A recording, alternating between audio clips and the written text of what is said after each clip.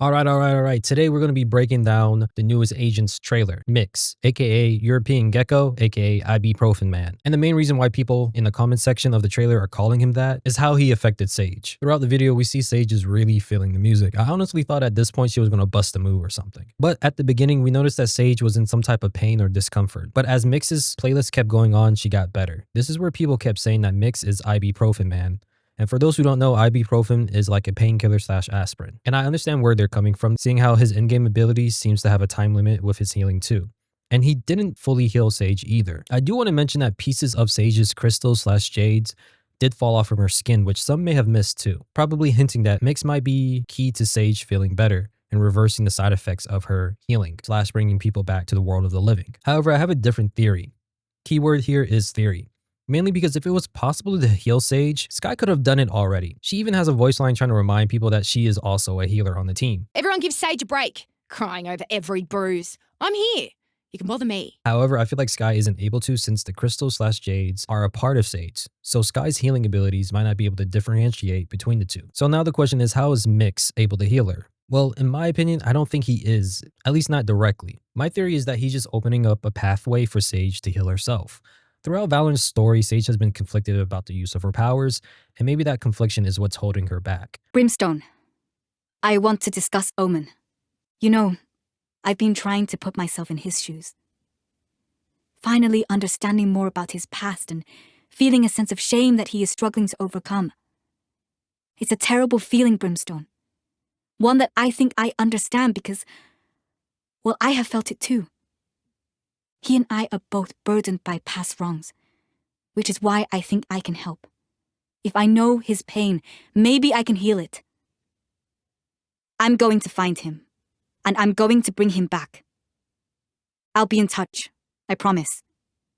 Wish me luck. Brimstone, I met with Deadlock earlier. I, hoping to help, offered again to return her arm to its previous state. Deadlock just raised her arm and said, "Take this away, and everything they gave would have been for nothing."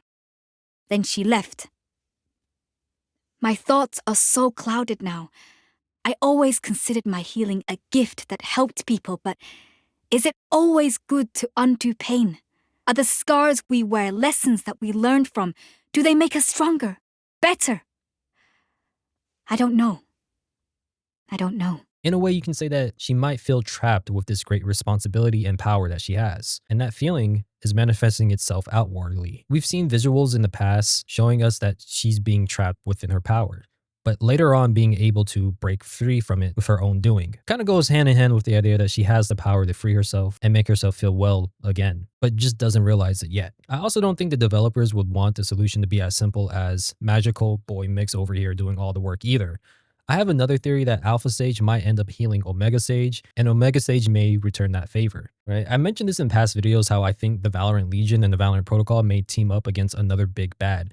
Maybe it's the aliens that we saw in the skin line trailers, maybe Omega Earth Scions of Hourglass, Kingdom, or something completely different that we haven't seen yet. But let me know if you interpreted these scenes differently between Sage and Miks. Now let's jump back to the beginning of this trailer where we see shots of Miks' studio equipment alluding to his DJ / audio engineering background, which kind of explains his codename, Miks, which sounds like mixing, which are the things that DJs are known for when it comes to making their music. Next thing we see is Gekko playing a game of tag with Wingman. It looks like Mateo is still grinding to beat Brimstone's ridiculously high score. Hell yeah!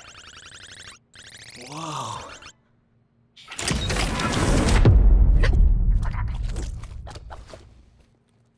Pass the sticks, kid. Time for this old dog to show you a few tricks.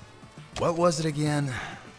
Up, up, down, down, left, right, B8. Next thing you know, we see Wingman looking absolutely terrified at this mysterious item, which we now can confirm is a dirty sock, or maybe just a sock in general. It may or may not belong to Gekko. I also seen some people in the comment section say that this part of Miks' outfit looks like corn. I personally get more of a pineapple vibes from it. Regardless, in-game we know Miks is a healer, and this trailer shows us his mission in the protocol is very similar to his in-game role, to support and empower others. We know he's a Radiant with powers to do some type of healing, but I also want to say connect people as well. In game, he literally has a tether where players can give themselves a speed boost and another teammate as well. I feel like the symbolism between his powers to connect and how music can connect people too is like right there in your face. There's even more evidence of this idea of him being able to connect others together when we see that Gekko is transported to a world with Wingman. Now again, this is just my interpretation, but Miks is allowing Gekko to see the world through Wingman's eyes.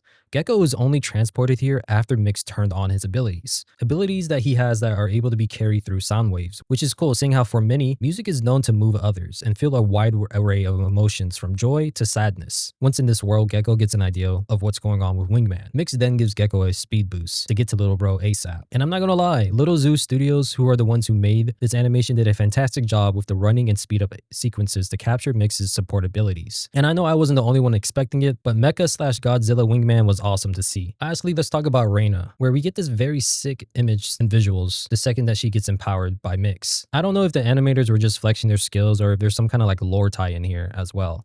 It did kind of remind me a bit of KO's trailer where he fought an alternate evil version of Reyna, but again, I don't know if there's a solid connection to this image and visuals to anything important to the lore. We also see that Reyna is really feeling the music and boosts. Her pupils are really dilated, which I'm sure some normal club goers can relate to this, but before I say anything out of pocket, I won't insinuate anymore. But if you know, you know. But seeing how Miks is able to help a lot of Radiance or Radiant empowered individuals, I wonder if he's going to be able to help Reyna in the future too. Currently, Reyna has like two major problems. One is that she constantly needs to eliminate people to gain energy, even though Chloe was right there to help. The other problem is being her little sister needing energy too. As many souls as it takes, Lucia. Te lo juro. Rim, I need you to increase Reyna's mission assignments.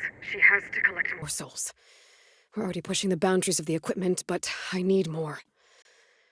It's the transfer process. I'm losing too much in the conversion. For every unit infused, another 2 are lost. Life energy isn't exactly my area of expertise. I know this has dragged on. I thought I'd have a solution by now, a way to stabilize the chemical radiant equilibrium, but... But we owe it to Reyna. Collecting enough life for the both of them, it can't be easy. As long as the child lives, I have to keep trying. Because if we fail, I don't know what Reyna will do.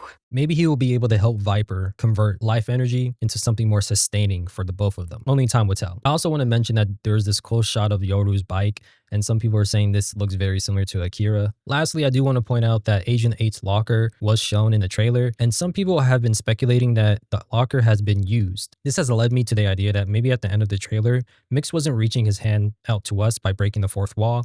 Maybe he was reaching his hand out to Agent 8, or the next agent. But that's all I want to say for now when it comes to the trailer. I might say more in a future Miks lore video. Again, this was just me mainly breaking down the trailer and talking about Miks. If I miss anything, let me know down below. Till next time, stay safe, be KDAW warriors, and I'll see you guys later.